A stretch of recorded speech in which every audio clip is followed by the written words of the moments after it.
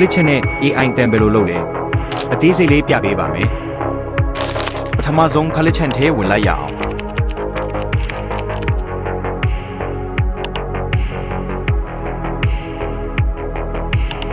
အထဲကိုရောက်ရင်ဒီကောင်လေးကိုနှိပ်လိုက်ပါ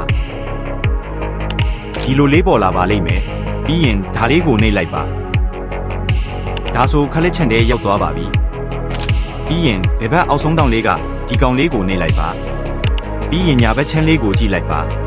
ဒါကတော့ကိုပြောစေချင်တဲ့ဘာသာစကားရွေးချယ်တဲ့နေရာပါဒါကတော့အတန်အမျိုးအစားရွေးချယ်တဲ့နေရာပါဒီကောင်လေးကကိုရွေးထားတဲ့အတန်ကိုအစမ်းနားထောင်တာလေးပါ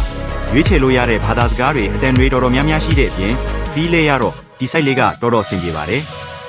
ဒါလေးကတော့ကိုပြောစေချင်တဲ့စာရေးတဲ့နေရာလေးပါဒီနေရာမှာတခုပြောချင်တာကကိုရေးထားတဲ့ဘာသာစကားပေါ်မူတည်ပြီးဟောင်းကိုသုံးပြီးရေးရပါမယ်ကျွန်တော်ကတော့မြန်မာကိုရွေးထားတဲ့အတွက်မြန်မာလိုပဲရေးလိုက်ပါမယ်နမူနာလေးကြည့်ရအောင်ပြီးရင်ဒီ preview လေးကိုနှိပ်ပြီးကိုရေးထားတာကိုအစမ်းနားထောင်လို့ရပါတယ်ကဲနားထောင်ကြည့်ရအောင် သူပြောနေပြီမင်းမဟုတ်တဲ့အခြားတစ်ယောက်နဲ့သူပြောနေပြီမင်းမဟုတ်တဲ့အခြားတစ်ယောက်နဲ့ စိတ်တိုင်းကြပြီဆိုရင်စစ်လေးကိုနှိပ်လိုက်ပါပြီးရင် H4 ဆိုတာလေးနှိပ်လိုက်ပါပြီးရင်တော့ကိုတောင်းချင်တဲ့ quality ကိုနှိပ်လိုက်ပါ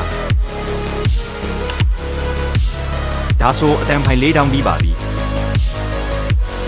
ပြီးရင်ဒီ3ခုလေးရှင်းပြပါမယ်ဒီကောင်လေးကဗီဒီယိုမထုတ်ခင်ကိုယ့်အတန်ကိုအတိုးလျှော့ချိန်တာလေးပါဒီကောင်လေးကတော့အတန်ဝင်အထွက်ကိုချိန်တာလေးပါ